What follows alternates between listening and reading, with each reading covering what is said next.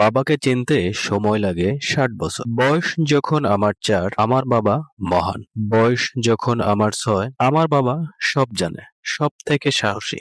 বয়স যখন আমার 8 আমার বাবা খুব ভালো মানুষ, কিন্তু একটু রাগী। বয়স যখন আমার 12 আমি যখন ছোট ছিলাম আমার বাবা তখন আমার সাথে খুব ভালো ব্যবহার করতেন। আমার বয়স যখন 16 বছর আমার বাবা খুবই ব্যাকডেটেড, নতুন প্রযুক্তি সম্পর্কে কিছুই জানে না। আমার বয়স যখন 18 বছর আমার বাবা কেমন জানি খিটখিটে হয়ে যাচ্ছে। বয়স যখন আমার 20 বছর বাবার সাথে থাকাটা আমার অসহ্য হয়ে উঠেছে, জানি না মা কেমন করে থাকে।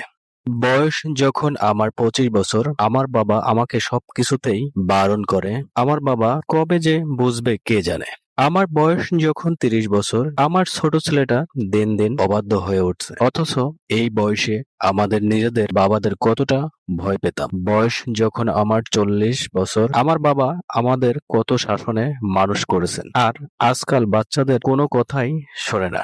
বয়স যখন 50 বছর আমি আশ্চর্য হই আমার বাবা আমাদের কত কষ্ট করে মানুষ করছে, অথচ আজকালকার দিনে একটি বাচ্চা মানুষ করতে দম ফুরিয়ে যায়। বয়স যখন 60 বছর আমার বাবা মহান, তিনি বেঁচে থাকা অবধি কত কষ্ট করে গেছে আমাদের জন্য, কিন্তু কখনো বুঝতে দেননি। সত্যি কথা কি জানেন, বাবাকে চিনতে আমাদের সময় লাগে 60 বছর।